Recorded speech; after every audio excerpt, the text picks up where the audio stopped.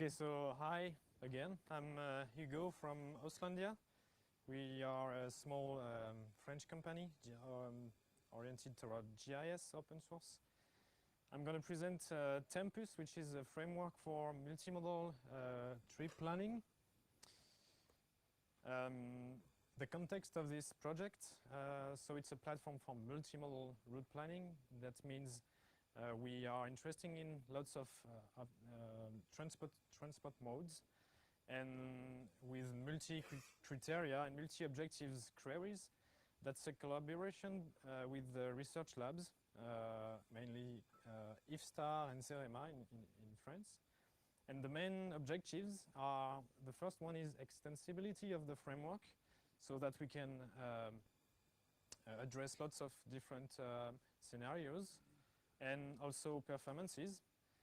And the targeted use cases are, we want to be able to develop new route planning algorithms, so it's more research oriented developments, and have a common framework to test them and to benchmark them. And also we'd like to have some production scale multimodal route planner. It's a pretty young project. The first open source release dates from the last month of May in 2014. And I be mostly the only one working on that. So I'm going to give you an overview of the current architecture of the project of Tempus. So we have a core of the project in C++ that is responsible of holding in memory the graph, and can expose its API to a certain amount of plugins. So each route algorithms is implemented in a plugin, and it's also a server that uses the WPS protocol to communicate with external applications. All the data come from a database, a PostGIS database with a particular schema. So in the database you have roads and all the transport offers. And in addition to that, Tempus is shipped with a data loader, which is made in Python and Sql. So you can load external data sources, of course, from OpenStreetMap, and also for the public transport parts from GTFS feeds, or from other kind of data sources. And on the other end, sorry, you can have we have client application that can request the core, and the main is a QGIS plugin that has been developed specifically for Tempus, and we also have a Python API that can be used to write batch scripts or benchmarking scripts to test algorithms. So I'm going to detail a little bit those components. The Tempus core stores all the graph in memory. It's written in C++. It uses Boost Graph, and all the graph is loaded from a PostGIS database. It's able to answer WPS requests, and it's multi-threaded, so you can answer requests in parallel. And it's designed to be as lightweight as possible. But we have a particular graph data model that we call multimodal graph. It means the root of the model is the road network, and on this road network you can connect other graphs, namely the graphs, the public transport graphs, and you can also connect points of interest, like parkings, shared bike stations, shared car station, and so on.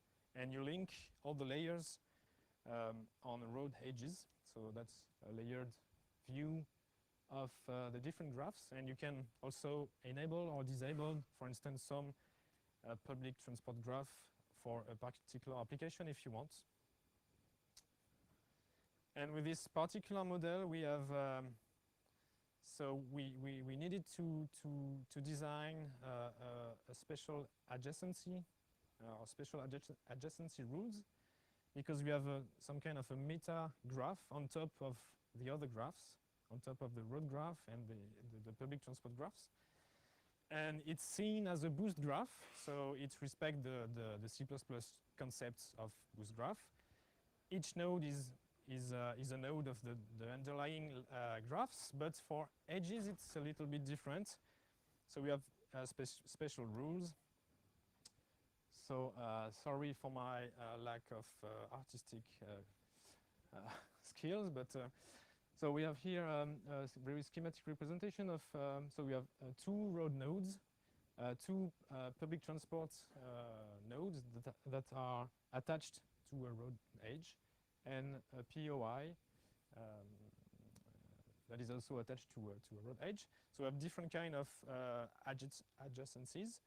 So this one is from a road node to a road node. We have a road to POI, POI to road, road to public transport station, and public transport station to road, and public transport to public transport.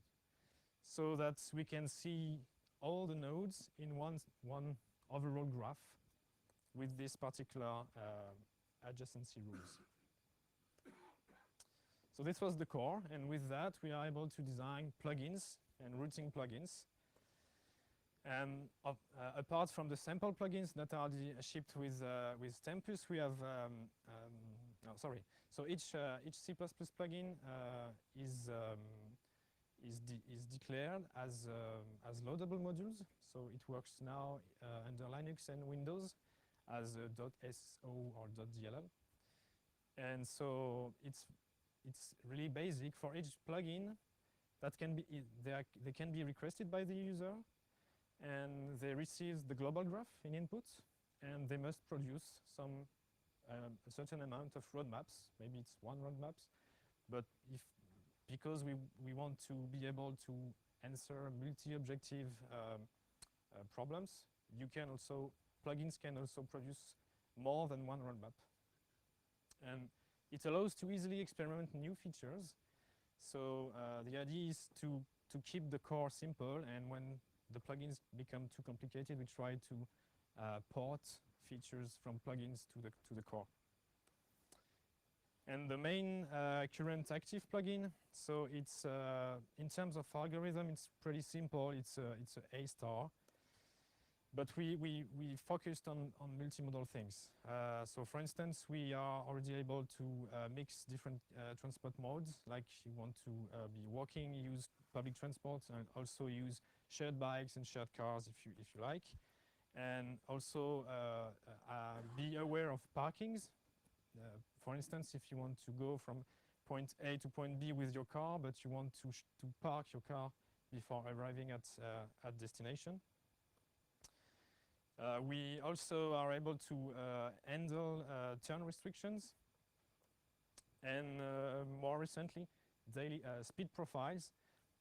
So if you have some traffic data on some road edges, it can be taken into account. So for turn restrictions, this is a very generic concept that is in place. And it's able to take into account possibly complex turn restrictions. So for instance, you have this, you cannot do a U-turn here, but the U-turn is not just two segments. You have to pass through some different road edges. And it's a very generic way of dealing with that. It uses in internal an automaton, a state machine for each restriction. About speed profiles, if you have data, you can model daily speed profiles on some road edges, and the engine will take them into account. So if you know that, I don't know, for lunchtime, this part of the road is very dense, you can use this information. A few words about these Python scripts that used to load data into the PostGIS database. So we have different loaders, of course, for the OpenStreetMap case, and also for other proprietary formats, Navteq or TomTom, and Multinet. We are also able to load elevation data from SRTM or BDLT, which is typically French. Anyway, for the public transport offers, of course, we are able to deal with GTFS standards. And for the POI, there is no real standard for POI, so we use basic shapefiles with a small language between quotes, where we can extract data from shapefiles. And in development, so there is these things from the IGN in France, so for the French road network, and also for public transport. This is also something French, I think. But anyway, so we are developing this currently. So just to give you an overview of the loading process. So we have this load tempus Python script, and then you type your input. So for instance here, suppose I have a shapefile export of one OpenStreetMap area here around the city of Nantes in France. I say, okay, I want to load with the type OpenStreetMap. My data are located here, and I give the connection string to the PostGIS database, and that's it. And if you want to use native PBF file of OpenStreetMap, that's still possible, but you need a little bit of processing through osmosis to convert it to XML. And then we provide a small script, a small executable that will translate this XML to shapefile, and then the shapefile will be loaded into PostGIS. It will import turn restriction that are declared in OpenStreetMap. So there are few of them, but it will use them. And it will also handle topology processing. I don't know if you know, but OpenStreetMap is the data that you found in OpenStreetMap are not directly usable for routing. You have to do a little bit of post-processing. So for instance, you can have two roads that cross each other. So visually they cross, but you don't have a node on the cross point. So it's not okay for a graph, for a routing graph. So you have to split. Sometimes you have to split roads, but you have to be to be aware of some special cases where the two roads are really not crossing because, for instance, you could have a tunnel or a bridge, so you don't want to split. So it handles this for you. Okay, just an overview of POI import. So from a shapefile, and the only thing to note is that you can use a small filter predicate here. So from this shapefile, I only want to extract data with the column type, which equals 100301 and so on. Okay, one of the last components, the WPS server. So for those who don't know, WPS stands for Web Processing Standard. It's from the OGC, and it's basically an XML-based RPC, remote procedure call.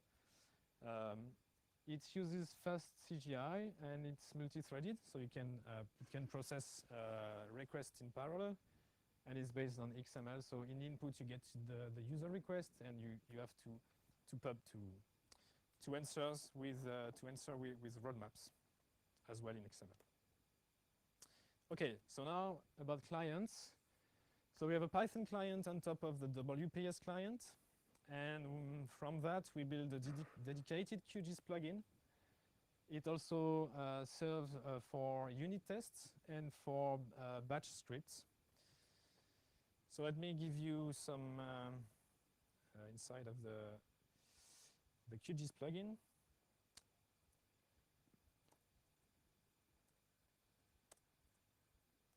So okay, this is QGIS. Okay, this is the Tempus plugin here. So the different tabs here, the different screens, will help me to connect to the server and do my request and get the result back. And I also have some fancy tools here where I can load data straight from the PostGIS database, and it will also style it so you can see, so you can debug, so you can have a good visual feedback when you debug your algorithm. Then here I connect to my WPS server, and I have the list of available plugins. So here I'm going to use the dynamic multi plugin, and everything here below are options that are declared by the plugin. So every plugin developer can add its own set of options, and it will be automatically generated here. And then this is my query tab. So I can have lots of destinations, lots of criteria, and lots of transport modes I can use. So I'm going to start with something from point A to point B with I don't remember, with a private car, I think. Yes. So yeah, I'm allowed to go by walk and to use my private car, but I would have to park the car before arriving. When it's been computed, then I have I don't know if it's really clear, but on the map you can see the result here in different colors. Each color is a different transport mode, and then you have the resulting roadmap that you can display here, and you can select the subpart of the roadmap. And here there is a mode change. So this is my private car, and then I have to park my car before I go to my final destination. And because I have elevation data in my database, and I can also, if I want, display them. Another query, I think. Yeah, so I enable the option where I want my private vehicle at destination. And then it will be a little bit different. Okay, so now I'm just using my private car with another roadmap.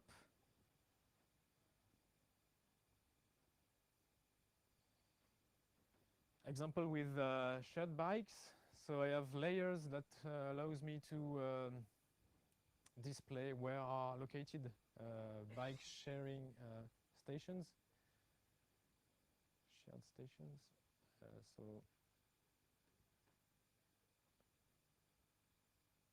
here, okay, here is the result. So I'm here. Okay. In pink, this is my bike, and in red, this is me walking. So I take a bike here, go by bike, and then drop the bike.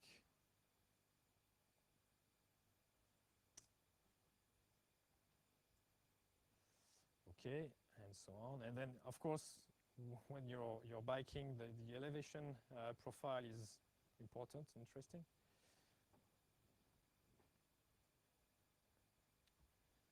Just to illustrate the turn restriction. So as well, I can load a layer that represents turn restriction here in gray. So basically, that's a U-turn restriction, and I want to go by car from well, I want to do a U-turn, to make a U-turn, and then it will find a way around. Okay.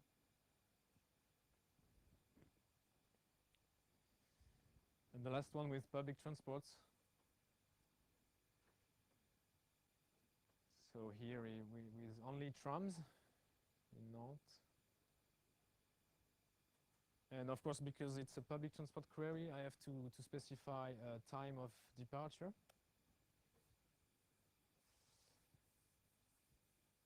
Here is the result. Okay.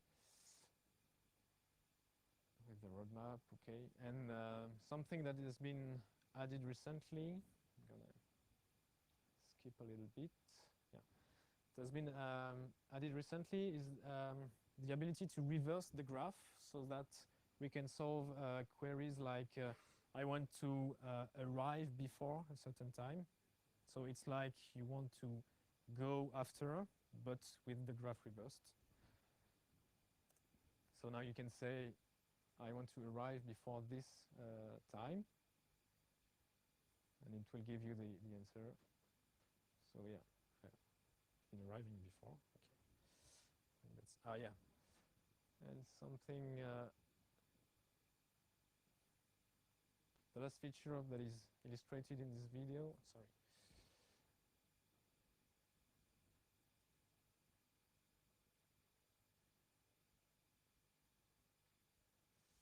Yeah, so that's the ability to produce a trace. So the algorithm can, in addition to the roadmap, they can also send part of the graph that has been traversed. So here, it's with the standard algorithm with the Dijkstra. And I can compare with the A-star result algorithm. So I'm going to enable this option and tune it. And I have another trace which is smaller because I'm using a heuristic for that. And then I can compare the two traces. That's very useful when you develop routing algorithm. Okay. Okay. So just a few words about performances. Okay, just to let you know, we know there are still rooms for optimizations in the multimodal case, but at the same time it's a hard case. But we have pretty good results with this first test. One good question: does it scale? In terms of memory, we are originally working with small French regions where everything works okay, and we are working on some bigger scale, like the scale of the size of a country or Europe or more. And in terms of CPU, because we are using a multi-threaded server, it scales more or less linearly, so it's pretty good. And now for the future, we would like to integrate more algorithms, like for pure public transport queries, Raptor, or another one which is named Connection Scan. For the road case, the hierarchical road network, and especially the one called construction hierarchies. But we already know that it's hard to adapt to the dynamic nature of the multimodal problem. We would like to integrate new data, like for instance, roads that are preferred by bikes or for a certain transport mode. Get accessibility data and use them. And integrate new transport modes like electrical vehicles, where you have to deal with charge, discharge, station, and so on. New optimization criteria, the simplest path, the most comfortable one, and with the minimal cost. We don't have anything related to fare zone so far. And of course, integrate multi-objective optimizations in the end. That's the goal.